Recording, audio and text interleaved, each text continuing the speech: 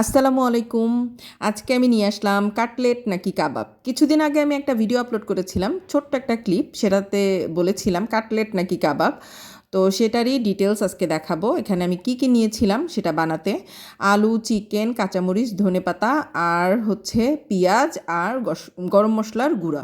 তো গরম মশলা বলতে আমি এখানে শুধুমাত্র দারচিনি এবং এলাচি আমি নিয়েছিলাম। এখানে একটু ভেজে গুঁড়ো করে নিয়েছি। তো তারপরে আমি সব এক এক করে সব কিছু একটু করে নিব, কারণ সব একসাথে মাখাবো। তো এই জন্য চিকেনটা একটু ঠিক করে নিচ্ছিলাম, ছিঁড়ে নিচ্ছিলাম। এটা চিকেনটা অ্যাকচুয়ালি আঁশ থাকলেই ভালো লাগে। আঁশ বলতে মানে এটা আমরা বুঝি, এটা ডিটেলসটা কীভাবে বলবো আমি জানি না, বাট এটা আমি একটু ছিঁড়ে নিচ্ছিলাম। সব কিছু এভাবে আমি রেডি করে নিব। আলুটা একদম মথে নিব ভালো করে, যেন চিকেনের সাথে একদম একত্রে মিক্সড হয়ে যায়।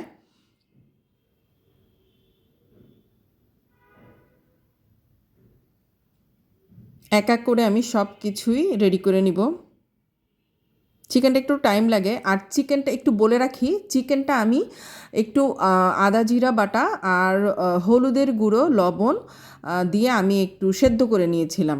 আলুটাও সেদ্ধ করে নিয়েছি, আর বাকি সব কিছু আমি কাঁচাটাই ইউজ করব। এটা আমরা বানায়ে আমরা ফ্রোজেন করেও রাখতে পারবো 1 সপ্তাহের জন্য। এভাবে আমি সব কিছু মেখে নিলাম। মানে এটা অনেকটা চিকেন পাকোড়া বলা যায়, তারপরে আলুর চপও বলা যায় উইথ চিকেন। মানে এটাকে অনেক নাম দেওয়া যায় অ্যাকচুয়ালি। তো আমি এভাবে একটু শেপ করে নিচ্ছিলাম, আলুর চপের মতো বা কাবাবের মতো একটু শেপ দিয়ে নিচ্ছিলাম। আস্তে আস্তে আমি সবগুলো বানিয়ে ফেলবো। আমি ভিডিওটা অ্যাকচুয়ালি একটু বড়ই রাখলাম, কারণ ডিটেলসটা দেখানোর জন্য।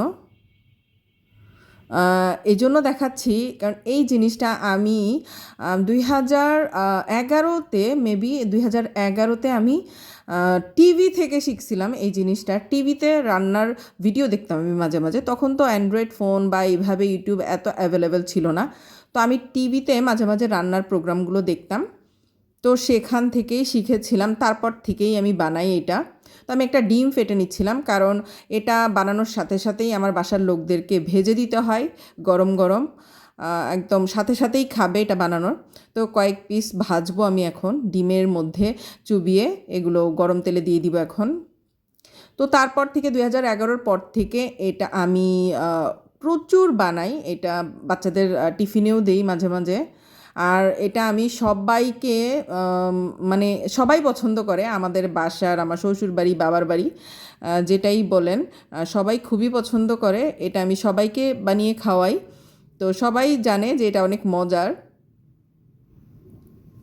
তো আমি বলবো যে আপনারাও ট্রাই করবেন এটা বানাতে, কারণ হচ্ছে এটা আপনি বাচ্চাদের টিফিনেও দিতে পারবেন, নিজেরাও খেতে পারবেন। বিকালের নাস্তা হিসেবে খুবই চমৎকার। আর যেহেতু বানিয়ে আপনি 1 সপ্তাহের জন্য ফ্রিজে রেখে দিতে পারবেন, তো অনেকটা সময় সেভ হয়, বিশেষ করে যাদের বাচ্চারা স্কুলে পড়ে তাদের জন্য। তো আমি এভাবে বানাই, রেখে দিই পরে ফ্রোজেন করে। তারপরে আমি টিফিনে মাঝে মাঝে দিয়ে দিই এটা।